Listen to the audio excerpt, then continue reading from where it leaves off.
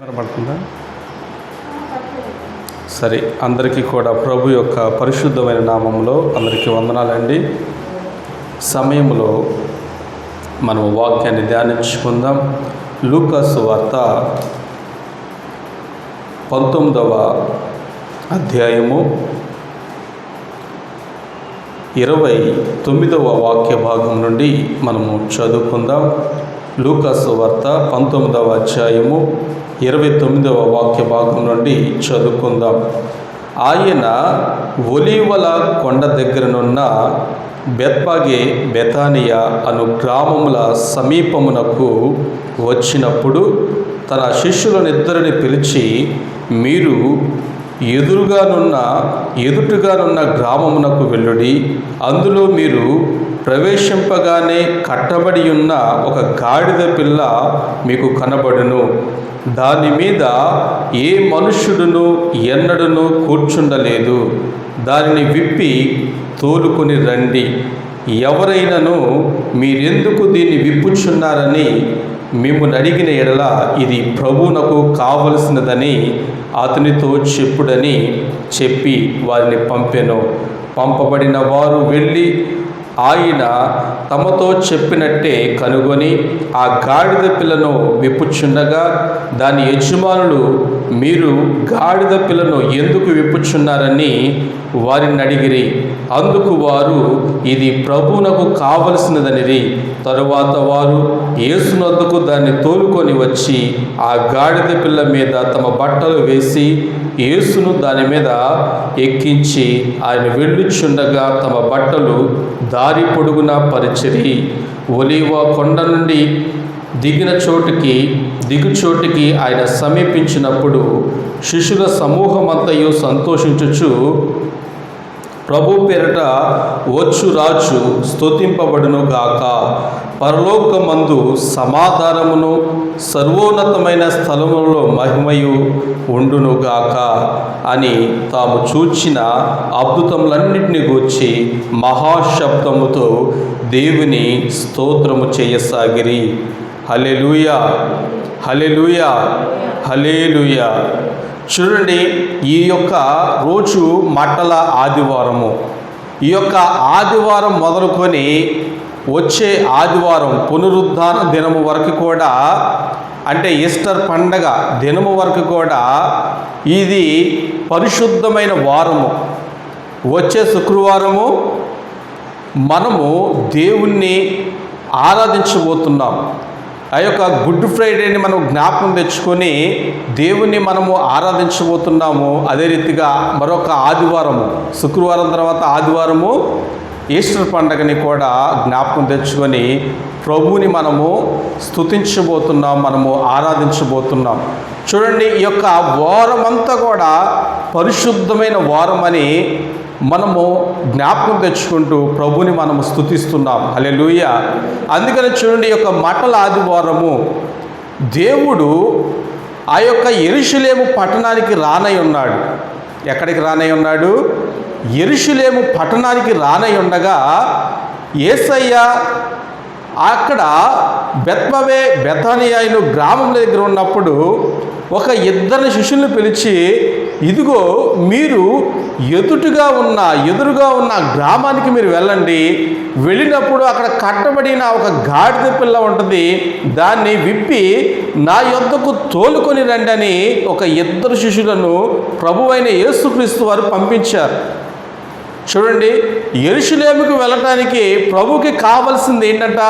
ఒక గాడిద పిల్ల కావాలంట.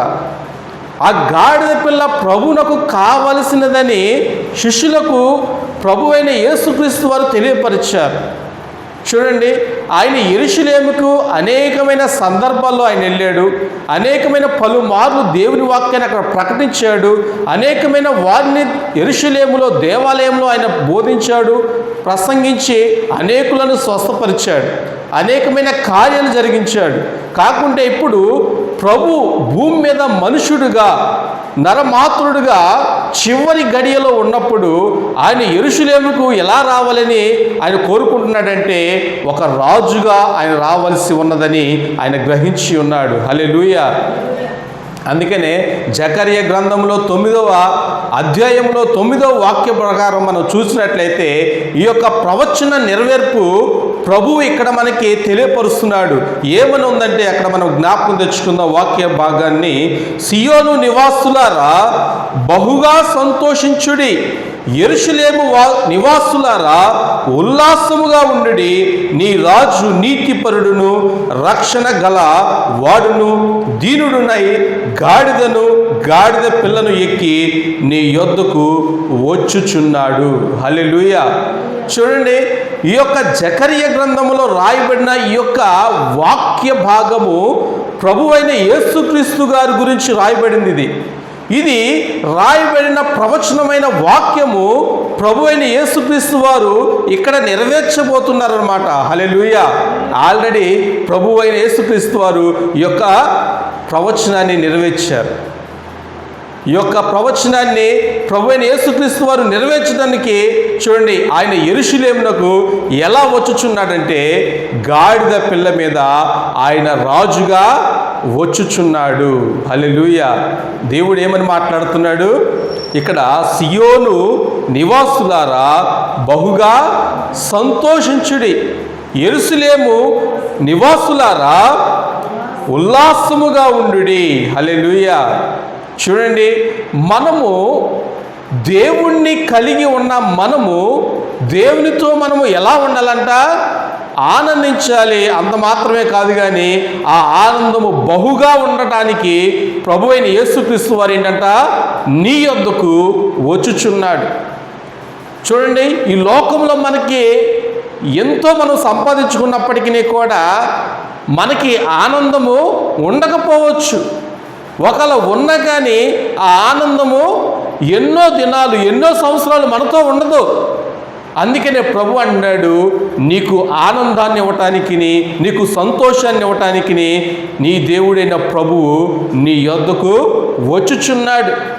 నిజంగా ఆయన మన దగ్గరికి రాకపోతే మనము ఎప్పటికీ కూడా మన దేవుణ్ణి మనము చేరుకోలేము, మనం కలుసుకోలేము.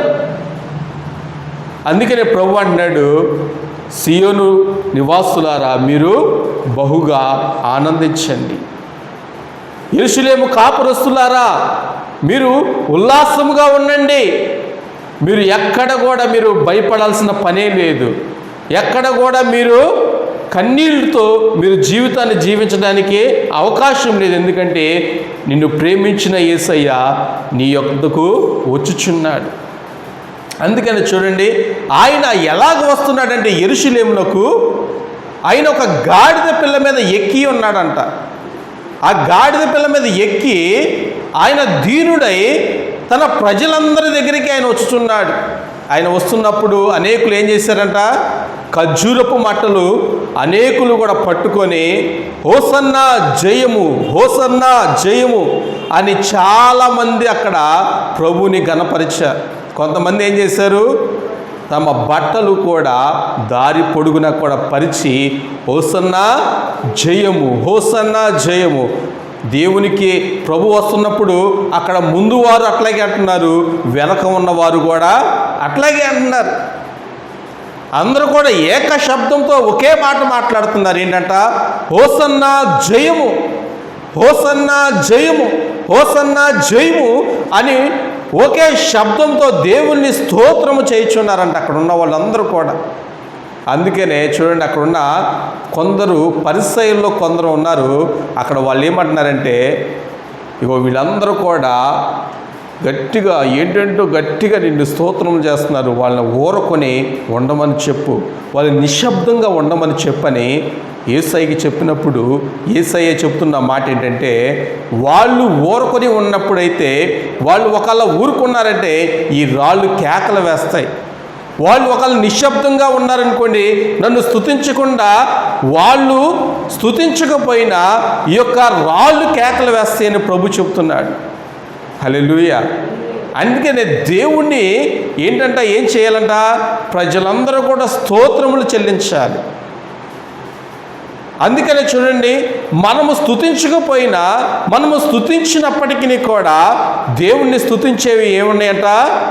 ఈ గాలి, నీరు, భూమి, ఆకాశం అన్నీ కూడా దేవుణ్ణి స్తుతిస్తున్నాయంట. భూమియు దాని సంపూర్ణతయు, లోకమును దాని నివాసులను కూడా యెహోవాయే అని దేవుని యొక్క వాక్యం సెలవిస్తుంది. ఎంత గొప్ప దేవుడో చూడండి.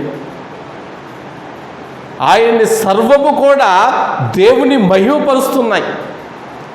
గాలి ఆయన మాటకు లోబడుతుంది, తుఫాను ఆయన మాటకు లోబడుతుంది. కారణం ఏంటంటే వాడిని కలగజేసిన వాడు ఆయనే, ఆ దేవుడే. అందుకనే పరిసయ్యుల్లో కొంతమంది అంటున్నారు, అయ్యా వాళ్ళు స్తుతిస్తున్నారు, అది మాకు నచ్చట్లేదు, వాళ్ళు మౌనంగా ఉండమని చెప్పండి, వాళ్ళు ఊరకనే ఉండమని చెప్పండి అని చెప్పినప్పుడు యేసయ్య అంటున్నాడు, వాళ్ళు ఒకవేళ స్తుతించకపోతే ఈ రాళ్ళు కేకలు వేస్తాయి. ఏమనంటే హోసన్నా జయము, హోసన్నా జయము అని కేకలు వేస్తాయి. హల్లెలూయా.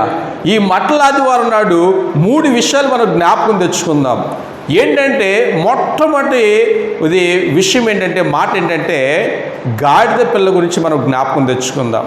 చూడండి, ఈ గాడిద దేనికి పనికి రాదు అనుకుంటావు, కానీ అది లోకంలో పనికి వచ్చే ఒక గాడిదగా ఉంది. చూడండి, ఏదైనా కానీ ఒక యజమానుడు గాడిదను కొన్నాడంటే ఆ గాడిదని ఏం చేస్తాడు, ఆ యజమానుడు ఒక భారమైన బరువులు దాన్ని మోపిస్తాడు. దాన్ని ఊరకనే దానికి ఆహారం పెట్టి ఆ యజమానుడు పెంచుకోవడం ఇష్టపడడు. ఆహారం పెడతాడు, దాన్ని పోషిస్తాడు. దాని తర్వాత దానికి ఒక భారమైన కఠినమైన బరువును దాని చేత మోయిస్తాడు. ఆ భారం ఎంతైనప్పటికీ కూడా ఆ గాడిద ఇట్లా ఉంటుంది కదండి, ఇట్లా ఉన్నప్పుడు దాని మీద వీపు మీద పెడుతున్నప్పుడు ఆ భారము యజమానుడితో మాట్లాడదు. 100 కిలోలు బరువు పెట్టినప్పుడు అది మాట్లాడదు. 150 కిలోలు బరువు పెట్టినప్పుడు ఆ గాడిద మాట్లాడదు. ఎందుకంటే దానికి తెలుసు, నేనేమన్నా మొయ్యలేకపోతే నా యజమానుడు నన్ను ఊరుకోడు, నన్ను కొడతాడు, నాకు ఆహారం పెట్టడు అని ఆ గాడిద గ్రహించింది. అందుకని చూడండి, ఇటువరకు పూర్వీకులు గాడిదను ఎంత బరువైనా కానీ మొయ్యటానికి దాన్ని వినియోగించుకునేవాడు. అబ్రహాముకి ఇస్సాకు పుట్టాడు, ఇస్సాకుకి యాకోబు పుట్టాడు, యాకోబుకి ఎంతమంది పుట్టారు? 12 మంది పిల్లలు పుట్టినప్పుడు కనాను దేశంలో కరువు వచ్చింది. ఐగుప్తు దేశంలో ఏముందంట? ధాన్యం ఉంది. ఆ ధాన్యాన్ని తీసుకొని రావడానికి వీళ్ళు ఏం తీసుకెళ్లారంట? గాడిదను తీసుకెళ్లారు. ఒక్కొక్కళ్ళు ఒక్కొక్క గాడిదను తీసుకొని వెళ్ళి అక్కడ వచ్చేటప్పుడు ఏం చేశారు? ఆ ధాన్యాన్ని అంతా కూడా గాడిద మీద వేసి వీళ్ళు ఆ గాడిదనెక్కి తన తండ్రి అయిన యాకోబు దగ్గరికి వచ్చారు. ఎంత బరువు మోస్తుందో చూడండి. అది ఒక ధాన్యపు బస్తా ఇప్పుడు ఎన్ని కిలోలు? 5 కిలోల కాడి నుంచి ఉంది. 5 కిలోలు, 10 కిలోలు బస్తాలు కూడా ఉన్నాయి, చిన్న చిన్నవి. అలాగే 25 కిలోలు, 50 కిలోలు అంటే మనం చూడం, తగ్గిపోయింది. మనం ఎక్కువ మొయ్యగలుగుతామంటే మనం మొయ్యలేము. ఇక్కడ నుండి 1 కిలోమీటరు, ఒక 25 కిలోల బస్తా మనము నడుము మీద పెట్టుకొని లేకుండా భుజం మీద పెట్టుకొని మనం మొయ్యగలుగుతామంటే చాలా తక్కువ మంది అది మొయ్యగలుగుతారు. కాకుంటే చూడండి, గాడిద కొన్ని 100 కిలోమీటర్లంట తను నమ్మిన యజమానుని అదంతటిని కూడా భారం అంతా కూడా అదేం చేస్తుందంట? మోస్తుందంట. అందుకని పరిశుద్ధమైన గ్రంథంలో దేవుడంట గాడిదకు మాట్లాడడానికి వాక్కునిచ్చాడంట. ఏమిచ్చాడు? వాక్కునిచ్చాడు. బిలాము ప్రవక్త ఇజ్రాయేలు ప్రజలందరినీ కూడా శపించడానికి పూనుకున్నప్పుడంట ఆయన దేవుడు దానికి గాడిదకు వాక్కునిచ్చాడంట. వాక్కునిచ్చినప్పుడు అది మాట్లాడింది గాడిద బిలాముతో. కానీ బిలాము అసలు ఎంతగా దాన్ని ముమ్మారు కొట్టాడని వాక్యంలో ఉంది.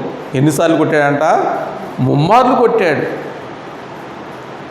కానీ ఎందుకు మాట్లాడిందంటే యెహోవా దూత బిలాము వెళ్తున్న గాడిద మీద బిలాము వెళ్తున్నప్పుడు ఎదుటుగా నిలబడినప్పుడు దాన్ని ప్రవక్త అయిన బిలాము చూడలేకపోయాడు, కానీ ప్రవక్త కొన్న ఆ గాడిద పిల్ల చూసిందంట.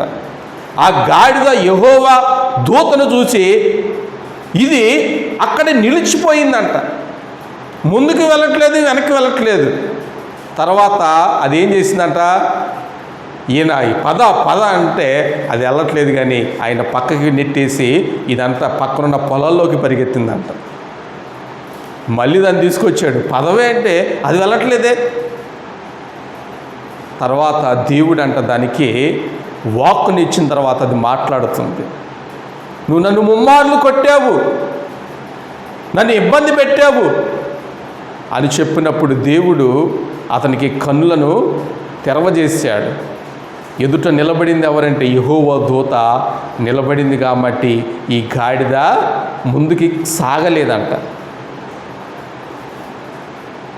చూడండి, అందుకనే అక్కడ మనిషిగా ఒక ప్రవక్త ఉన్నప్పుడు ఆ ప్రవక్త కూడా దేవుణ్ణి కనుక్కోలేకపోయాడు. దేవుని యొక్క దూత, యెహోవా దూత అనగా పాత నిబంధనలో సాక్షాత్తు ప్రభువైన యేసుక్రీస్తు వారే. ఎక్కడైనా యెహోవా దూత అని కనబడినప్పుడు అక్కడ ప్రభువైన యేసుక్రీస్తు వారిని మనం జ్ఞాపకం తెచ్చుకోవాలి. అని కనబడినప్పుడు ఆ గాడిద ముందుకు వెళ్ళడానికి ప్రయత్నం చేయలేదంట, అక్కడే నిలిచిపోయింది, అక్కడే ఆగిపోయింది. దేవుడు చూడండి గాడిదను కూడా ఎంతగా వాడుకున్నాడో చూడండి. అబ్రహాము కూడా దేవుడిని ఎంతో ప్రేమించాడంట. దేవుడు అబ్రహాముకి పరీక్ష పెట్టాడు. అబ్రహామా, నువ్వు నన్ను ఎంతగానో ప్రేమించావు, కాకుంటే నాకు నీ దగ్గర నుంచి నాకు ఒకటి కావాలన్నాడు. ఏంటి ప్రభు, ఏం కావాలంటే నువ్వు ఎంతగానో కూడా ప్రేమిస్తున్న నీ యొక్క ప్రియమైన కుమారుడు, ఏకైక కుమారుడైన ఇస్సాకును ఆ మోరియా దేశానికి వచ్చి నేను చెప్పిన కొండ మీదకి ఎక్కి నువ్వు బలి అర్పించు అన్నాడు. సరే, లేచాడు. పొద్దున్నే ఉదయం పూట గాడిదకు గంత కట్టాడు, పనివారిని ఇద్దరిని తీసుకున్నాడు, వెళ్తున్నాడు. దేవుడు చెప్పిన ఆ కొండకి ఎక్కడో కనుక్కుంటున్నాకి వెళ్తున్నాడు.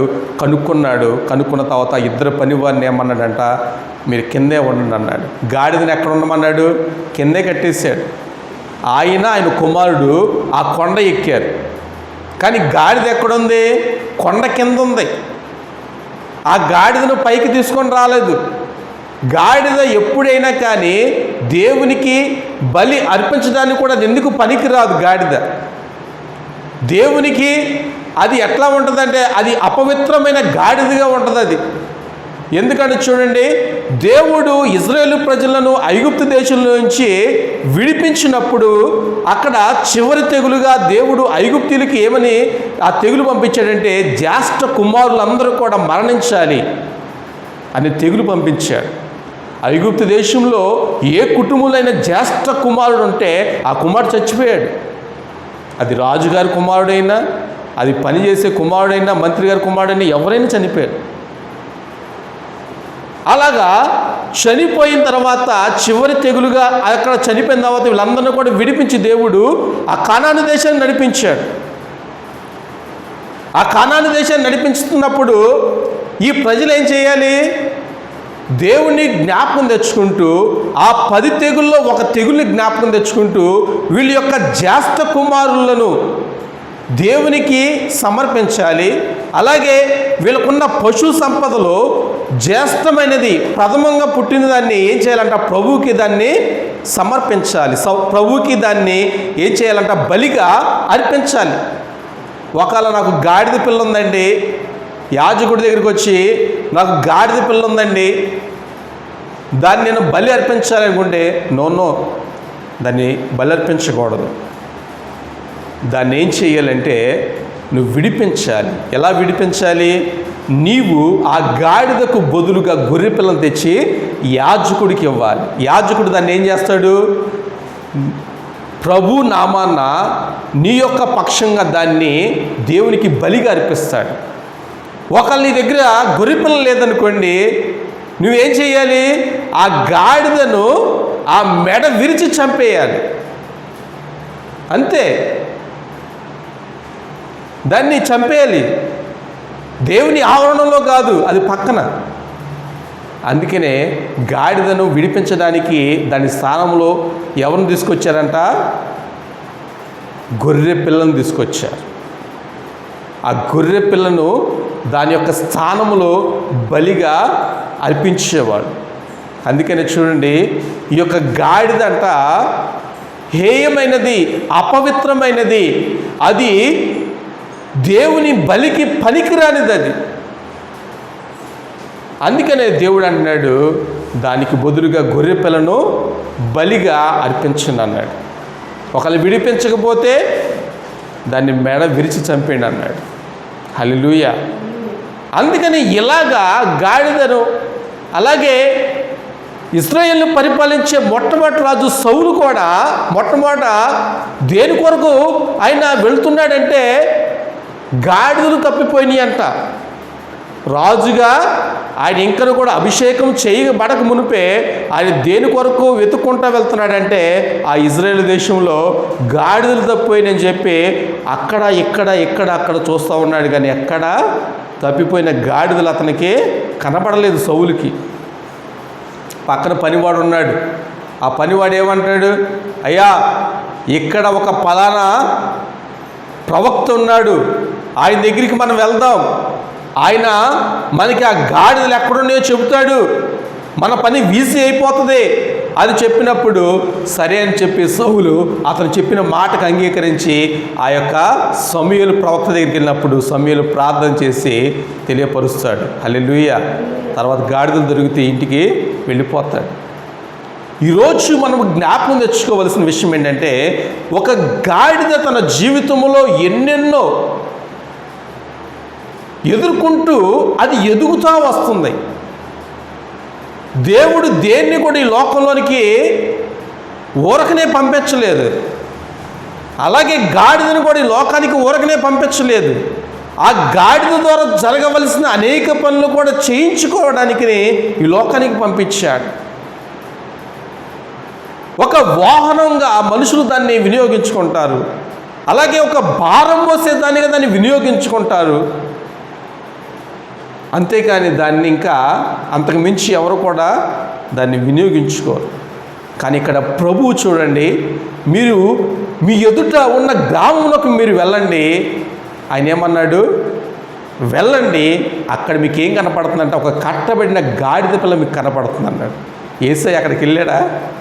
వెళ్ళలేదు. అక్కడికి వెళ్ళక మునిపే చెబుతున్నాడు, ఇద్దరు శిష్యులకు చెప్తున్నాడు, మీరు వెళ్ళండి, కట్టబడిన గాడిద పిల్ల మీకు కనబడుతుంది, దాన్ని విప్పి మీరు తోలుకొని రండి.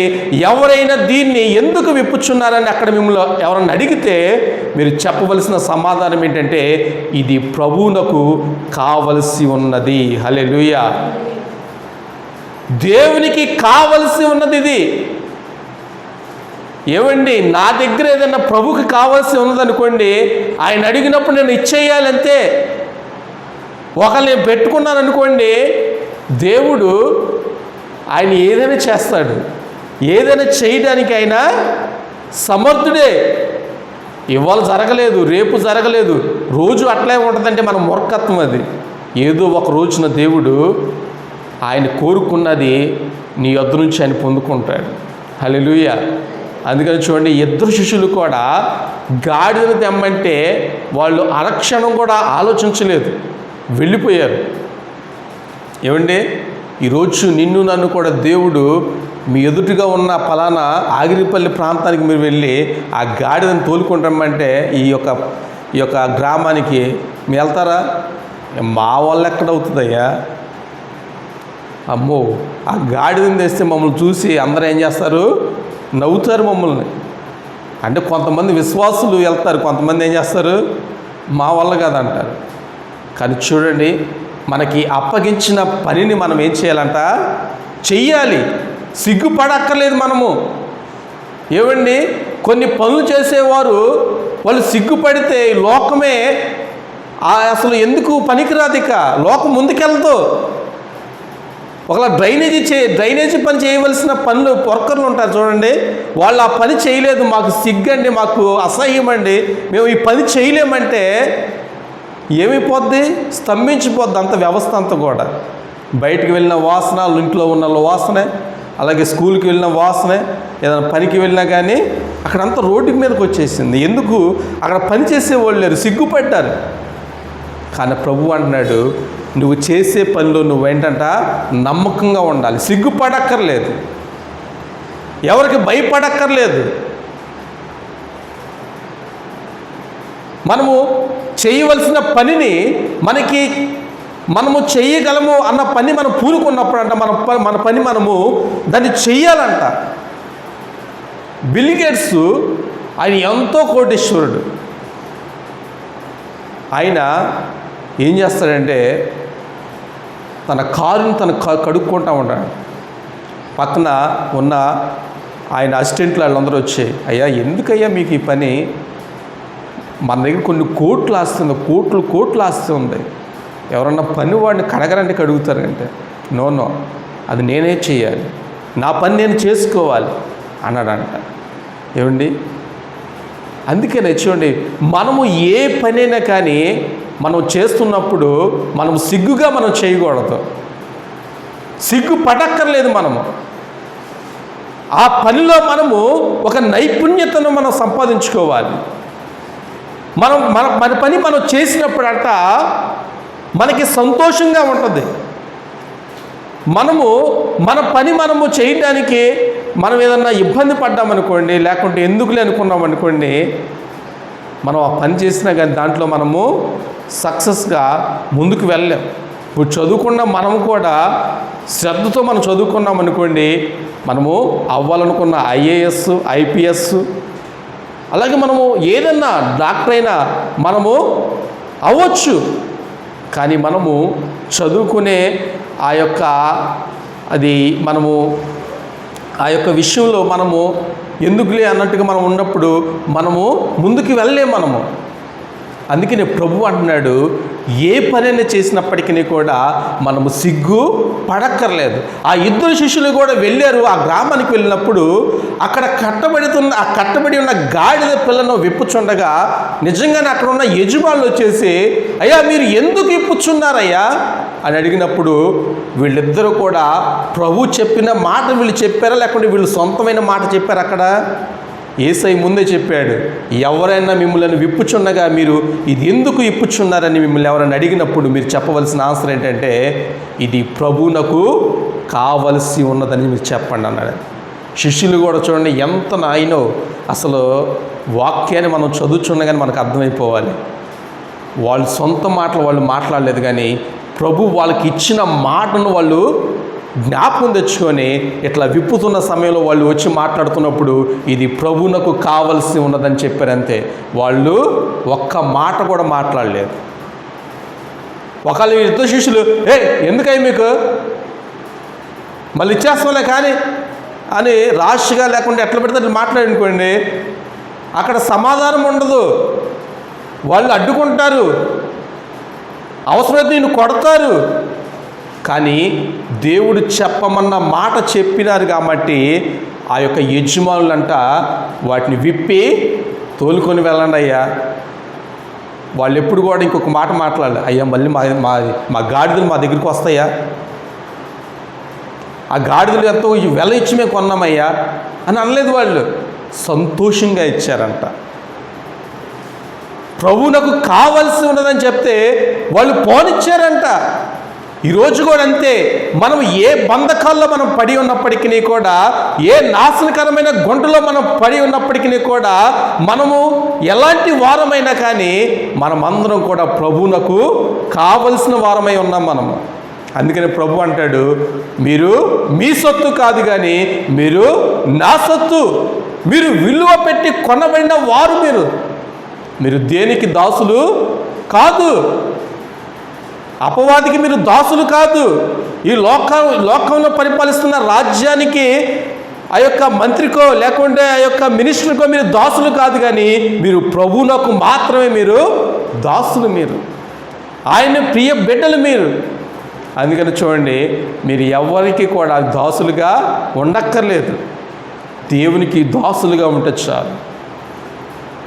అందుకని ప్రభు అంటున్నాడు, అది ప్రభువునకు కావలసి ఉన్నది. అక్కడ ఆయన గాడిద మీద వెళ్ళవలసి ఉన్నది కాబట్టి ప్రభు దాన్ని కోరుకున్నాడు. ఆయన కోరుకుంటే గుర్రం రాదా? వచ్చింది. సింహం రాదా? వచ్చింది. కాకుంటే ఆయన లేఖనము నెరవేర్చబడాలి కాబట్టి ప్రవక్త అయిన జకరియా ప్రవచించాడు. దాదాపుగా 500 సంవత్సరాల కిందట. ఇంకప్పటి ప్రభు మానవ రూపిగా లోకానికి రాలేదు కాబట్టి ఆయన ముందుగానే ప్రవచించాడు. ఆయన ఉన్నాడు, మొదటి నుంచి ఉన్నాడు ఆయన. కాకుంటే మానవ దేహాన్ని ధరించుకొని ఈ లోకానికి అప్పటికి రాలేదు. అందుకనే ప్రభు ఏమంటున్నాడంటే అది నాకు కావలసి ఉన్నదని ప్రభు మాట్లాడుతున్నాడు. ఈరోజు నిజంగానండి మనమందరం కూడా ఏదో ఒక బంధకముల చేత కట్టబడిన వారమే మనము. ఆ గాడిద బలికి పనికిరాదు. ఆ గాడిద ఎందుకు పనికిరాదు?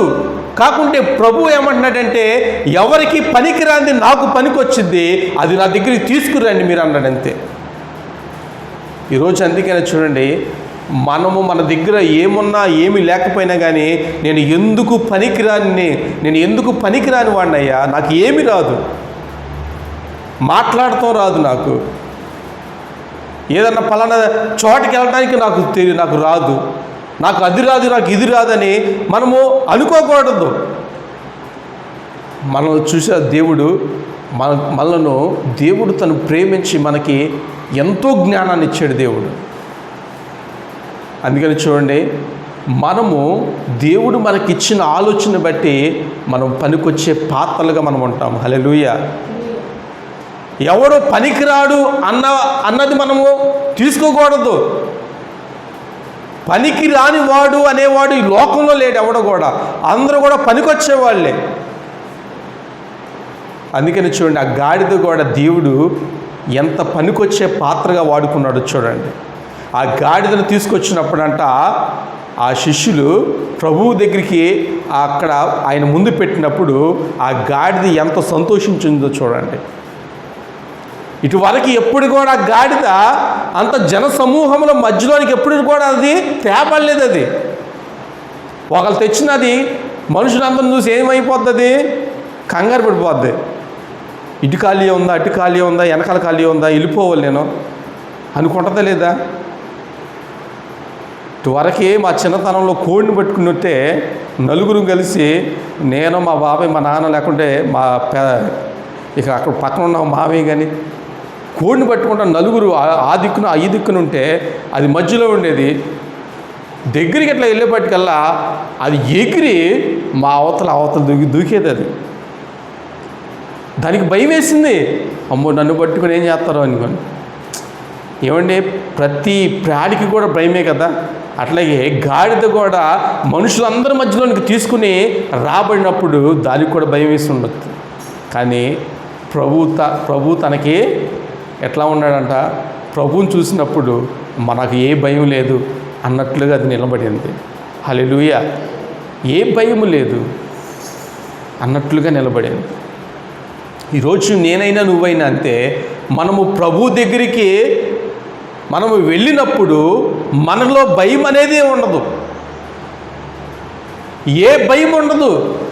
అందుకని యెహోషువ 1వ అధ్యాయము 7వ వాక్య భాగంలో కూడా మనం చూసినట్లయితే, నువ్వు నిర్భరము కలిగి ధైర్యంగా ఉండు, నేను మోషేకు తోడుగా ఉన్నట్లు నేను నీకును తోడై ఉంటానని దేవుడు వాగ్దానం చేశాడు. ఎవరికి? యెహోషువకి వాగ్దానం చేశాడు. మనం ప్రభువుని నమ్ముకున్నప్పుడు మనం ఎవరం కూడా భయపడక్కర్లేదు. కారణం ఏంటంటే, నీ దగ్గర ఏమీ లేకపోయినప్పటికీ కూడా నీలో ఉన్నవాడు లోకంలో ఉన్నవాడి కంటే గొప్పవాడు. హల్లెలూయా. అందుకని మనం భయపడక్కర్లేదు, మనం దిగులు పడక్కర్లేదు. అందుకనే చూడండి, మన ధైర్యము ప్రభువే. నీకు ధైర్యం ఏంటంటే నీ దేవుడే నీకు ధైర్యం. అంతే. ఎప్పుడైతే నేనే అనుకుంటామో ఆటోమేటిక్గా ఏమొస్తుందంటే పిరికితనం వచ్చేస్తుంది. అందుకనే యెహోషువని నిలబెడుతున్నప్పుడు, నాయకుడిగా నిలబెట్టబోతున్నప్పుడు, లక్షల జనాలకి ఒకే ఒక్క నాయకుడిగా నిలబెట్టబోతున్నప్పుడు ఆయనలో భయం ఉండకూడదని దేవుడు ముందుగానే చెప్పాడు. ఈరోజు మనము భయపడక్కరనే లేదు, దిగులు పడక్కరనే లేదు. ఎందుకంటే నీ దేవుడు నిన్ను పిలుచుకున్నాడు. మన ప్రభు మనందరిని కూడా పిలుచుకున్నాడు. ఆ గాడిద ప్రభు దగ్గరికి వచ్చినప్పుడు ఎలాగైతే ధైర్యముగా ప్రజలందరినీ కూడా చూసి దేవుని ఎదుట నిలబడి ఉందో, మనం కూడా అట్లా నిలబడి ఉండాలి. హల్లెలూయా. రెండో మాట, మొదటి మాట ఏంటి? గాడిద గురించి మనం మాట్లాడుకున్నాము. రెండో మాట మనం జ్ఞాపకం తెచ్చుకుందాం, అది ఖర్జూరపు మట్టలు. ప్రభు వచ్చుచుండగా జనాల్లో చాలామంది ఏం చేశారంట? వారు పొలాల్లోకి వెళ్ళి ఖర్జూరపు మట్టలు తీసుకొచ్చారు. కీర్తన 92వ కీర్తన 12వ వాక్య భాగంలో ఏమని రాయబడింది? నీతిమంతులు ఖర్జూర వృక్షం వలె మొవ్వవేయుదురు. హల్లెలూయా. అందుకని చూడండి, నీతికి సాదృశ్యంగా ఉన్న ఆ ఖర్జూరపు చెట్టు యొక్క కొమ్మలను నరికి వాళ్ళు ఆ యొక్క కొమ్మను తీసుకుని వచ్చి ఆ కొమ్మని పైన ఇట్లా పట్టుకున్నారా, లేకపోతే నేల మీద ఇట్లా పట్టుకొని ఎట్లా అన్నారా? పైకి చూపించి హోసన్నా జయము, హోసన్నా జయము అని మాట్లాడుతున్నారు. ఎందుకంటే చూడండి, వచ్చుచున్న ఆ రాజు ఎవరంటే నీతికి రాజు, ఆయన షాలేము రాజు, ఆయన ప్రభువులకు ప్రభు, ఆయన రాజులకు రాజు ఆయన. అందుకనే ఆ నీతికి గుర్తుగా ఉన్న ఖర్జూరపు మట్టలను చూపిస్తూ కూడా హోసన్నా జయము, హోసన్నా జయము, హోసన్నా జయమని ప్రజలందరూ కూడా ఏక శబ్దంతో ప్రభుని కనపరుస్తున్నారు. అయ్యో బాబు, ఎంత అసలు వాళ్ళు ఉన్న విశ్వాసం చూడండి. నిజంగా ఒక వ్యక్తి ప్రభు అలా వచ్చుచున్నప్పుడు అంతగా స్తుతించగలుగుతున్నాడంటే వారిలో దేవుని యొక్క ఆ యొక్క భావము, అంటే దేవుని మీద ఉన్న వాళ్ళ యొక్క భక్తి ఎంత తారస్థాయిలో ఉందో చూడండి. నిజంగా దేవుణ్ణి మనము స్తుతించాలంటే ఎవరో మనల్ని ఫోర్స్ చేస్తేనో, ఎవరో మనల్ని ముందుకు నెడుతానో మనం చేయలేము. మేము బైబిల్ కాలేజీలో ఉన్నప్పుడు కూడా మొట్టమొదటిగా అప్పుడు వెళ్ళినప్పుడు అక్కడ దాదాపుగా ఒక 30 మంది అట్లాగా ఇంచుమించు అక్కడ ఉన్నప్పుడు మా క్లాస్ రూమ్లో సార్ వచ్చేవాడు. సరే, క్లాసు ప్రారంభంలో ఒక ప్రార్థన చేసేవాడు. ఆ ప్రార్థనకి మీలో ఎవరన్నా ఒకళ్ళు ప్రార్థన చేయండి అంటే ఒక్కొక్కళ్ళు ఇలా చూస్తూ ఉండేవాడు. అంటే నువ్వు చేయి అని వచ్చి అనే నువ్వు చేయి అని. నేనేమో ఇట్లా ఎవరైనా చేస్తున్నాడేమో నేను చూస్తున్నా. ఇంకో నా వెనకాల ఉన్నాడు, అనే నువ్వు చేయి అనేవాడు. ఎవరు నాయన? అక్కడ టీచర్ గారు వచ్చినప్పుడు ఆయన ఒక మాట అన్నాడు, ప్రార్థన చేయమన్నప్పుడు మీకు ప్రేరేపణ కలిగిందంటే నేను ప్రార్థన అనగానే మీరు టక్కుమని మీరు అందుకోవాలన్నాడు. అంతే. ఒకవేళ ప్రభువుని మీరు ప్రార్థన పూర్వకంగా ఆయన పాదాల యొద్దకు మీరు రావాలంటే ఎవరినో బలవంతంగా మీరు ఫోర్స్ చేయొద్దు. అలా ఫోర్స్ చేసి మీరు ప్రార్థన చేయించినా ఆ ప్రార్థన ఏమైపోతుందంట? నువ్వు ఎంత చేసినా అది వ్యర్థమైపోతుంది.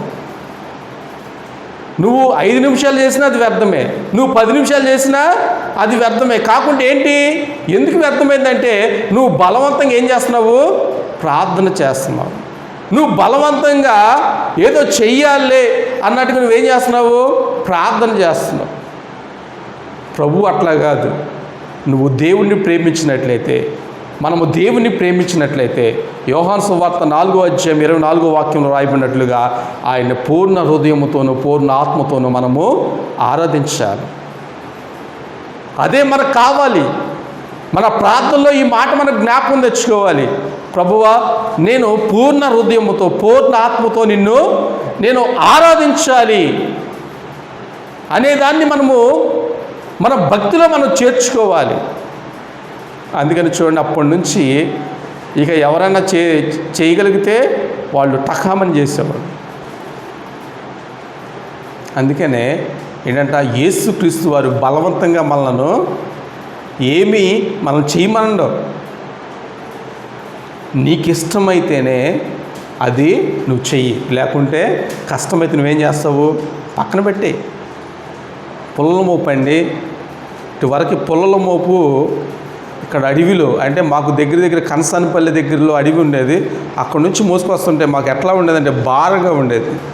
నేను చిన్న వయసులో నవీన ఉన్న ఇంకా కొద్దిగా చిన్నవాడినే ఆ మోపు ఎత్తుకున్నవాడిని, భారంగా ఉంది. అప్పటికి కూడా దాన్ని చాలా ఇంకా అట్లాగే భారం మోస్తా ఊరు దగ్గరలోకి రాగానే నాకు ఇంకా భారం ఎక్కువైపోయి ఏం చేశానంటే ఇట్లా పడేసినప్పుడు ఆ పొలంతా కూడా ఏమైపోయింది, మళ్ళా చల్లా చెదురైపోయింది. మళ్ళీ ఏం చేశానంటే ఒక 5 నిమిషాలు రెస్ట్ తీసుకొని మళ్ళీ దాన్ని ఇట్లా కట్టుకొని ఇంటికి వచ్చే పొలంలో పడేస్తేనే అమ్మయ్య అనుకున్నా. అస్సలు తల ప్రాణం తోక్కొచ్చినట్లుగా ఉండేది, అంత భారంగా ఉండేది. అందుకనే ప్రభు అన్నాడు, నీ పనుల భారము యెహోవా మీద మోపుము, ఆయన నిన్ను ఏం చేస్తాడంట, పూర్ణ శాంతి గలవానిగా నిన్ను చేస్తాడు. అందుకని చూడండి, ఈ ఖర్జూరపు మట్టలు పట్టుకొని వీళ్ళందరూ కూడా ప్రభుని స్తుతిస్తున్నారు, ప్రభు నామని ఘనపరుస్తున్నారు, ప్రభుని ఎంతగానో కూడా కీర్తిస్తున్నారు. ఆ యెరూషలేము పట్టణంలో అంతా కూడా ప్రజలందరూ కూడా దావీదు కుమారునికి జయము, ప్రభు పేరట వచ్చుచున్న వాడికి జయము అని చెప్పి ఎంతగానో కూడా వాళ్ళు ఆర్భాటంతో దేవుని స్తుతిస్తున్నారు, దేవుని కొనియాడుతున్నారు. ఎంత గొప్ప సంతోషమో చూడండి, ఎంత గొప్ప ఆనందం కలిగిందో ఆ పట్టణంలో. అంత కూడా కాదు, అది చాలా ఆనందం, అది చాలా ఎంతో ఆనందం కలుగుతుంది ఆ పట్టణం అంతా కూడా ప్రభుని స్తుతిస్తుంటే. అందుకని చూడండి, ఈ ఖర్జూర వృక్షము ఎడారిలో నీరు లేకపోయినప్పటికీ కూడా అది ఏమి ఇబ్బంది పడదు, చక్కగా అది ఎదిగి చక్కగా ఖర్జూరపు కాయలు కూడా ఇచ్చిద్ది. అది చక్కగా పచ్చని మొక్కగా కనపడిద్ది ఎడారిలో 1 గంట నువ్వు నిలబడు, నేనైనా కానీ నిలబడినా మంచులు లేకపోతే అక్కడికక్కడే మనము స్పృహ తప్పి పడిపోతాం తప్పితే రెండోది ఉండదు. అలాంటి ప్రదేశంలో కూడా ఖర్జూరపు చెట్టు అంట ఒక మంచి ఫలాల్ని కూడా అది ఫలించి ఆ యొక్క ఫలాల్ని మనందరికీ కూడా ఇస్తుందంట. అంటే నీతిమంతుడు ఎక్కడున్నా కానీ వాడిచ్చే ఆశీర్వాదం ఏంటంట, ఆ యొక్క తీపే, ఆ మధురమే. రెండోది కాదు, ఖర్జూరం కాయలు తిన్నారుగా, ఎట్లా ఉంటాయి, తీయగా ఉంటాయి, చప్పగా ఉంటాయా, తీయగా ఉంటాయి చక్కగా. అట్లాగే నీతిమంతుడు కూడా ఆ వృక్షానికి పోలి ఉన్నాడు. నీతిమంతుడైన ప్రభువు కూడా వచ్చుచున్నప్పుడు నీతిమంతులైన పరిశుద్ధులు ప్రతి ఒక్కరు కూడా ఏం చేస్తారంట, ఆ మట్టలను పట్టుకొని దావీదు కుమారునికి జయము, ప్రభు పేరట వచ్చుచున్న వారికి జయము అని హోసన్నా జయము, హోసన్నా జయమని మాట్లాడుతున్నారు. హల్లెలూయా. అందుకని చూడండి, దావీదు కుమారుడైన సొలొమోను కాలంలో కూడా దేవుడు దావీదు రాజ్య పరిపాలన అంతా కూడా యుద్ధాలతో కొనసాగింది. దావీదు కుమారుడైన సొలొమోను పరిపాలన అంతా కూడా ఎట్లా సాగిందంట, ఎక్కడ యుద్ధాలు లేకుండా వాళ్ళందరూ కూడా చక్కగా వారి యొక్క పొలాల్లో అంజూరపు చెట్లు కిందను ద్రాక్ష చెట్లు కిందను కూడా వాళ్ళు చక్కగా సంతోషంగా అన్నపాలన తీసుకుంటూ చక్కగా వాళ్ళు ఉన్నారంట. అంటే ఎంత ఆనందంగా ఉన్నారు చూడండి వాళ్ళు, ఎంత సంతోషంగా ఉన్నారు చూడండి వాళ్ళు. ఏమండి, మనకి యుద్ధాలు జరిగితే మనకు బాగుంటుందా? అమ్మమ్మో, అస్సలు బాగోదు. మనమందరం కూడా నష్టపోతాము, మనమందరం కూడా ఇబ్బంది పడిపోతాము. కాకుంటే అటువంటి పరిస్థితుల్లో నుంచి దేవుడు తన ప్రజలకు సమాధానాన్ని దేవుడు ప్రకటించాడు, సమాధానాన్ని అనుగ్రహించాడు. అందుకనే సొలొమోను పరిపాలిస్తున్న ఆ యొక్క కాలంలో చక్కగా అంజూరపు చెట్టు కింద ఉన్నారంట, చల్లటి నీడ కింద ఉన్నారు వాళ్ళు. ఈరోజు ప్రభు అదే మాట్లాడుతున్నాడు. ఆయన వస్తున్నప్పుడు మనం ఆయన్ని ఎదుర్కొనే తత్వం ఎట్లాగా ఉందంటే, మనము ఖర్జూరపు మట్టలను చేత పట్టుకొని ఆయన్ని మనం ఎదుర్కోవాలి. మన చెయ్యి ఎట్లా ఉండాలంట? ఎట్లా ఉండాలి? పైకి ఉండాలి. ఆయనకి జయము అని మనం చెప్పాలి. ఈ లోకంలో ఏ రాజుకైనా మనము జయజేలు కొట్టామనుకోండి, ఆయనకి పదవి ఎంతకాలం ఉంటుంది? 5 సంవత్సరాలు. మళ్ళీ గెలిస్తే ఇంకొక 5-10 సంవత్సరాలు. ఏదో మళ్ళీ బాగుండి గెలిస్తే 15 సంవత్సరాలు. తర్వాత ఇక ఆయన పదవే ఉండదు. ఇక ఆయనకి జైలు కొట్టేవాడు కూడా ఎవడున్నాడు. ఈరోజు మనము ఆరాధిస్తున్న రాజు ఆయన నిత్యము రారాజుగా ఉన్నాడు. హల్లెలూయా. ఆయన ఎల్లకాలం రాజే. ఆయన ఎప్పుడు రాజే. ఆ రాజును మనము ఎలాగ సేవించాలంటే మనము కేకలు వేయాలంట. అందుకని యేసు ప్రభువారు ఆ యొక్క ప్రాంతంలో కూడా వెళ్తుండగానే, యెరికో పట్టణం నుంచి దిగి ఆయన ఇట్లాగ వెళ్తుండగానే ఆయన భర్తిమైన ఒక గుడ్డి భిక్షకుడు ఉన్నాడు. అక్కడ ప్రభు దాటిపోయి వెళ్తుపోతున్నాడని గ్రహించి అక్కడ ఉన్న వారందరితో తెలుసుకొని గట్టిగా అరిచాడంట. అరవటం వల్ల ఆయన జీవితంలో ఏం ఒరిగిందంటే, గుడ్డివాడికి ప్రభు కళ్ళను అనుగ్రహించాడు. ఒకవేళ అరవపోతే వాడు ఎట్లా ఉన్నాడు అట్లాగే పోయి ఉండేవాడు, అట్లాగే చనిపోయి ఉండేవాడు. కాకుంటే ఆయన అరవటం వల్ల, కేకలు వేయటం వల్ల, ఆ కేకలు ఎవరు విన్నారంట? ప్రభు విన్నాడు. విని వెంటనే ఆయన దగ్గరికి వచ్చి, నీకేం కావాలి బాబు? నీకేం కావాలయ్యా భర్తిమయ్య అని అడిగినప్పుడు, అయ్యా నాకు ఈ యొక్క గుడ్డితనం నుంచి నాకు విడుదల కావాలి, నాకు స్వస్థత కావాలి అని అడిగినప్పుడు ప్రభు ఇమ్మీడియట్లీగా స్వస్థపరిచాడు. హల్లెలూయా. అందుకని మనం ప్రభుని ఎలాగ సేవించాలంట?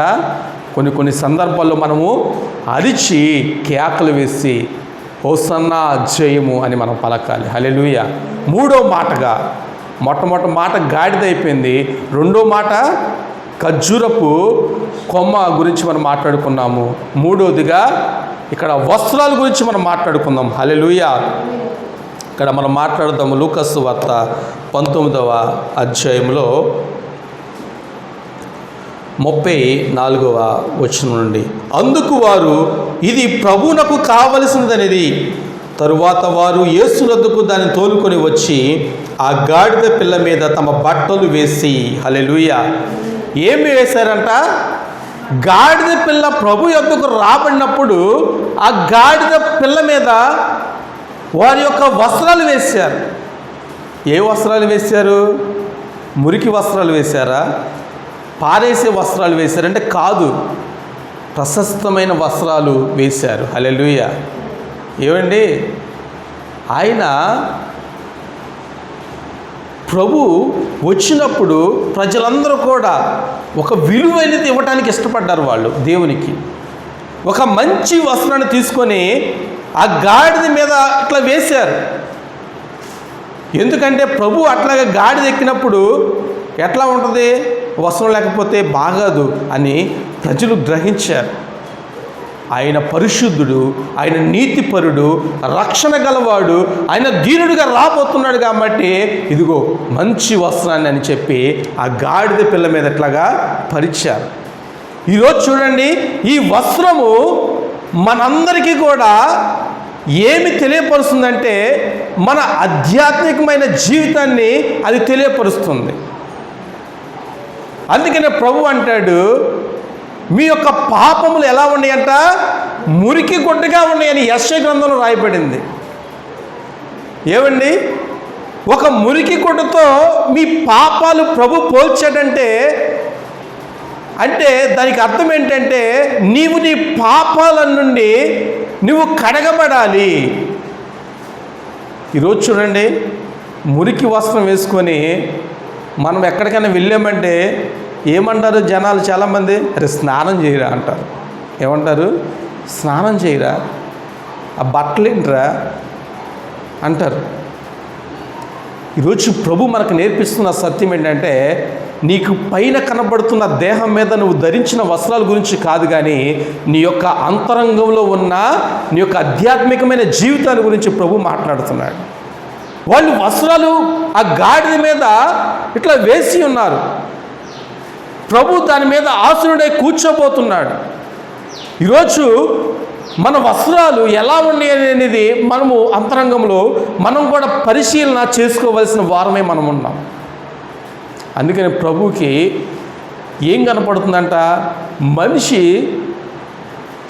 ఏదో ఒక ఉన్నతమైన చదువు చదువుకున్నాడనే, ఒక ఉన్నతమైన ఉద్యోగం చేస్తున్నాడు అనేది ఇది ప్రభుకి కనపడదు. ఇది ఏం కనపడుతుందంటే, మొట్టమొదటిగా ఆయన ఒక మనిషిని చూసినప్పుడు ఆ మనిషిలో పాపం ఉంటే పాపం మాత్రం కనపడుతుంది. హల్లెలూయా. నిజమండి.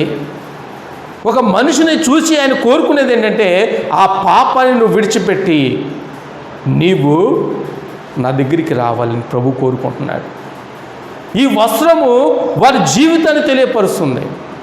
ప్రభు చూచినప్పుడు నీ వస్త్రాలు మురికిగా ఉంటే నువ్వేం చేయాలంటే, ఆ మురికి అయిన వస్త్రాలు నువ్వు వాక్యం అనే ఉదక స్థానం చేత దాన్ని శుభ్రం చేయించుకోవాలి. హల్లెలూయా. ప్రకటన గ్రంథం 22వ అధ్యాయంలో మనకు కనబడుతుంది. ప్రకటన గ్రంథము 22వ అధ్యాయం మనం చూద్దాం.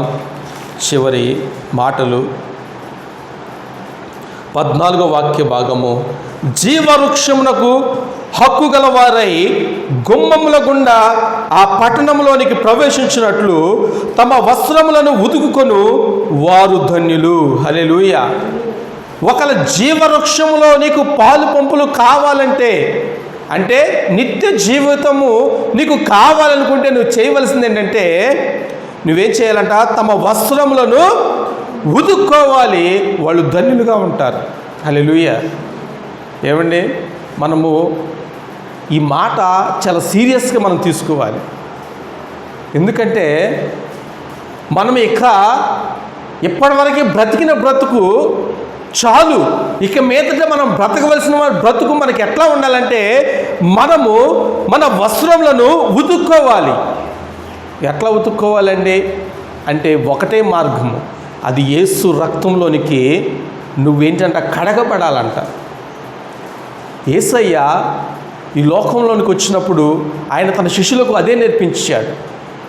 ఆయన ఒకసారి అక్కడ భోజన పంక్తిని కూర్చున్న ఆ శిష్యులందరూ 12 మంది అక్కడ ఉండగా ఒక్కొక్కరి దగ్గరికి వచ్చి ఆయన ఏం చేస్తున్నాడంటే, నీటిని పెట్టి ఆ పాదాలు కడుగుతున్నాడు.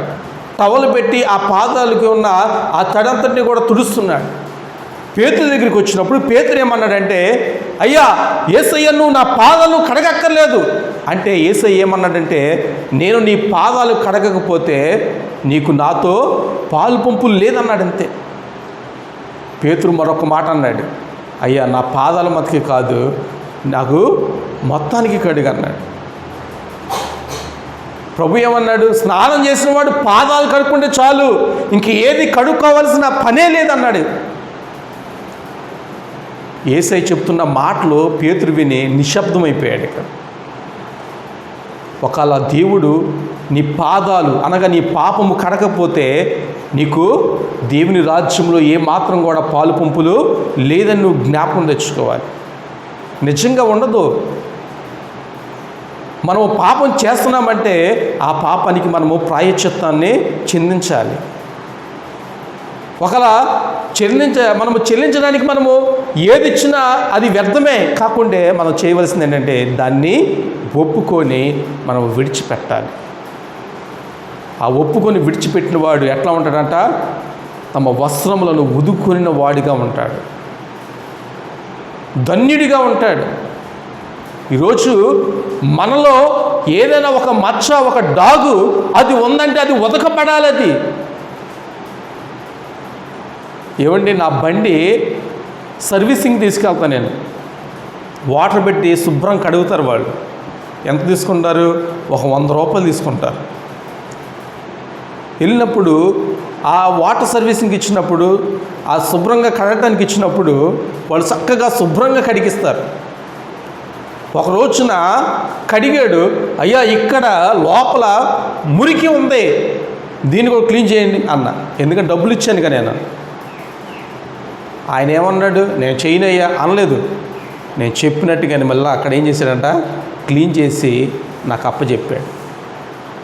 అంటే ఒక 100 రూపాయలు ఇచ్చి మనము మన వాహనాన్ని శుభ్రం చేసుకునే క్రమంలో కూడా మనము చిన్న మరక కనపడినా కానీ మనము ఊరుకోం. మనము అట్లాగే ప్రభు యొద్దకు మనము అయ్యా నేను పాపిని, నన్ను చేర్చుకో అన్నట్లుగా వచ్చేస్తే ఎట్లాగా మనము ఏం చేయాలంటే, ప్రభువా మీరు పరిశుద్ధులై ఉన్నారు, నేను అపవిత్రునై ఉన్నాను, నా పాపాలు కడగండి, మీరు ఈ పాపం నుంచి నన్ను విడిపించండి అని చెప్పి మన వస్త్రములను, మన ఆధ్యాత్మికమైన జీవితాన్ని మనము పెంపొందించుకోవాలి.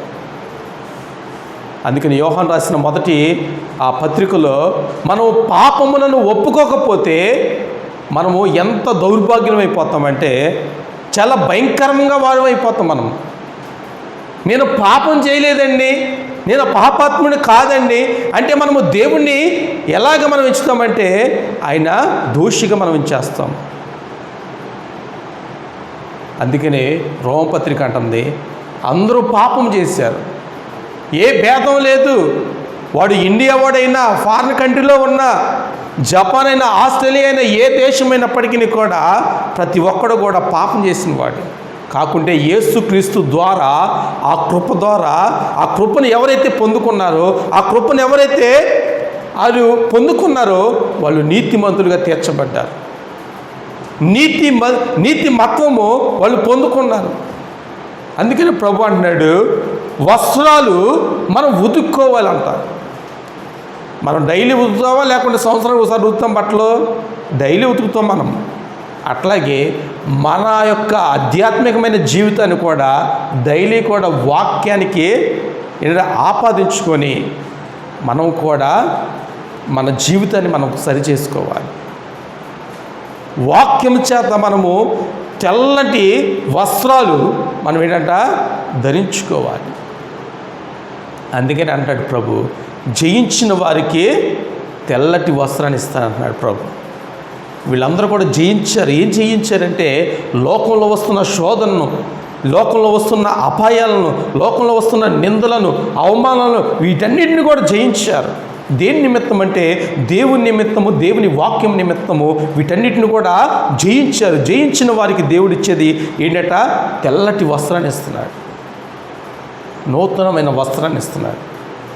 ఆ వస్త్రాన్ని ధరించుకున్నప్పుడు ఎట్లా ఉంటుందంటే ఆ పరిశుద్ధులకు ఎంతో ఆనందం, అది ఎంతో చెప్పలేని ఆనందం కలుగుతుంది వాళ్ళకి. అందుకని ప్రభు ఆయన పరలోకపు విందు ఏర్పాటు చేసినప్పుడు ఆ విందుశాలలోకి ఒకడు వచ్చి అందరూ కూడా తెల్లటి వస్త్రాలు వేసుకొని చక్కగా విందును ఆరగిస్తుండగానే అక్కడ ఒకడు తెల్లని వస్త్రం లేకుండా ఒకడు వచ్చాడు. అక్కడికి ఆడు విందులో ఉన్నాడు. ప్రభు వాడిని చూచాడు. ఏమి తెల్లటి వస్త్రాలు లేకుండా ఉన్నావు అంటే వాడు మౌనంగా ఉండిపోయాడు. దేవదూతలకు ఆజ్ఞాపించాడు, ఇటు రండి, వీడికి తెల్లటి వస్త్రాలు లేవు కాబట్టి వీడిని తీసుకుని పోండి అంటే దేవదూతలు ఏం చేసినాయి? ఆ విందులో నుంచి వాడిని తీసుకుని వెళ్ళిపోయి నరక అగ్నిలో పడేసినాయి అంట. కింద ఉంటుంది మాట, అక్కడ ఏడుపును పండ్లు కొరుకుటయే ఉంటాయి అంట. ఏమి ఉండవు అక్కడ. నరకంలో ఏముంటుందండి అంటే నువ్వు చేయవలసిన పని ఏంటంటే రెండు పనులు. వెళ్ళిన వాళ్ళు ఏడవటం ఒకటి, పండ్లు కొరుక్కోవటం ఒకటే. ఇంక రెండోది ఏముండదు. ఇంకా ఎవరిని చూడలేవు, ఎవరి మీద కోపం పెట్టుకోలేవు, ఎవరిని ద్వేషించలేవు, ఏమి చేయలేవు. అయ్యా నాకు రక్షణ అంటే రక్షణ కూడా మనకి ఉండదు. అయ్యా నాకు మంచినీళ్ళు కావాలంటే నీకు మంచినీళ్ళు కూడా రావు. అయ్యా నాకు ఏదన్నా ఒక ఉప్మా పెట్టాయంటే ఉప్మా కూడా, ఏమో ఉప్మా తింటావు నువ్వేనా అంటే మనకి అర్థమయ్యేటట్టు చెప్తున్నాను. అట్లాగా యాతన ఏముంటుంది కానీ అక్కడ ఏమీ ఉండదు. ఈరోజు అందుకనే మనము విందులోనికి ప్రవేశించాలంటే ఒకళ్ళ దొంగచాటుగా ప్రవేశించేదేమో ఇతను ఆ యవనుడు, కానీ ప్రభువు మెచ్చుకోలేదు. Get out అన్నాడంతే. అక్కడ మోమాటం ఏమి ఉండదు. అందుకనే బైబిల్లో రాయబడింది ఆయన మోమాటం లేనివాడు. ఎవరంటే మనం ఆరాధిస్తున్న ప్రభువు మోమాటం లేనివాడైనా.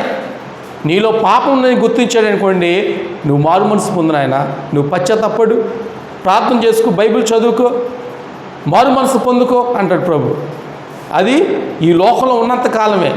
ఈ లోకయాత్ర ముగించబడిన తర్వాత ఆ యొక్క కుమారుడు కానీ కుమార్తె కానీ రక్షణ పొంది ఉంటే మంచిది, రక్షణ పొందుకోకపోతే గెట్ అవుట్ అని అంటాడు. అందుకనే ఇంకొక మాట ఆయన ఏమంటాడు, ఆయన లవోదికయ సంగతం చెప్తాడు, నా నోట నుండి ఉమ్మివేయ నిర్దేశించి ఉన్నాను. ఎందుకంటే నువ్వు పనికి మాలిన వాడివి, నువ్వు దౌర్భాగ్యుడువు నువ్వు. అందుకనే నా నోట నుండి నీ మీదకి ఉమ్మివేయ నిర్దేశించి ఉన్నానని చెప్తున్నాడు. చూడండి, ప్రభువు ఆయన ఎంతగా మనల్ని ప్రేమిస్తాడో అంతగా మనల్ని ప్రేమిస్తాడు. అవకాశం పోయిన తర్వాత, ఆ సమయం పోయిన తర్వాత ఆయన ప్రేమించడం అనేది ఉండదు. ఆయన ఈ యొక్క లోకంలో మనము ఎప్పుడు ఉంటుందో, ఇక రేపైతే ఉండదో తెలియదు, ఈరోజు సాయంత్రానికి ఏం జరుగుద్దో తెలియదు. అందుకనే ప్రభు ఏమంటాడు, ఇది మిక్కిలి అనుకూల సమయం అంట, నేడే రక్షణ దినం అంట. అందుకనే హోసన్న అంటే నన్ను ఇప్పుడే రక్షించు. ఇంకొక మాట ఏంటంటే దానికి అర్థం ఏంటంటే జయము. హల్లెలూయా. ఆయన నీ రక్షకుడుగా నీ యొద్దకు వచ్చినప్పుడు, దీనుడుగా నీ యొద్దకు వచ్చినప్పుడు మనం ఎవరం కూడా వెర్రిగా తీసుకోకూడదు. దేవుని మాటను మనము ఎందుకు లేని మనం తీసుకోకూడదు, కానీ ఆ మాటను మనము అంగీకరించాలి. ఆయన దీనుడుగా గాడిద పిల్ల మీద వస్తున్నాడంటే నీకు సమాధానాన్ని దేవుడు ప్రకటించడానికి, సమాధానకరమైన సువార్తను నీకు ప్రకటించడానికి ఆయన యొద్దకు వచ్చుచున్నప్పుడు నువ్వు పాపి అయిన జక్కయ్య వలె నువ్వు ప్రభుని ఇంటికి చేర్చుకోవాలి. ఆ జక్కయ్య చేర్చుకున్నట్లుగా నీవు కూడా నీ జీవితంలో చేర్చుకుంటే నీకేం కలుగుతుందంట, శాంతి సమాధానాలు నీకు కలుగుతాయి. దేవుని యొక్క రక్షణ ఆనందం నీకు కలుగుతుంది, సంతోషం నీకు కలుగుతుంది. తెల్లటి వస్త్రాన్ని ధరించుకొని సంతోషంతో నువ్వు ఉంటావు చూడండి, ఆ యొక్క ఆనందం నీకు కలుగుతుంది. ఆ ఖర్జూర వృక్షం వలె, ఆ మొక్క వలె, ఆ మట్ట వలె నీకు నీతి అనే ఒక కిరీటాన్ని దేవుడు నీకు అనుగ్రహిస్తాడు. విలువలేని ఆ గాడిదకు దేవుడు విలువిచ్చినట్లుగా నీ జీవితాన్ని కూడా దేవుడు ఒక విలువనిస్తాడు. హల్లెలూయా.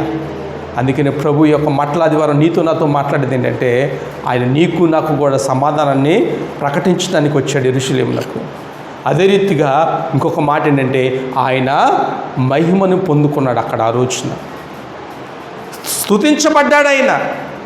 ఏ కుటుంబంలో అయితే, ఏ వ్యక్తిగత జీవితంలో అయితే దేవుడు స్తుతించబడుతున్నాడంటే ఆ యొక్క వ్యక్తి కుటుంబం కానీ, ఆ యొక్క వ్యక్తి జీవితం కానీ ఆశీర్వదించబడుతుంది. ఆ ఆశీర్వాదము తరతరములు కూడా నిలబడుతుంది.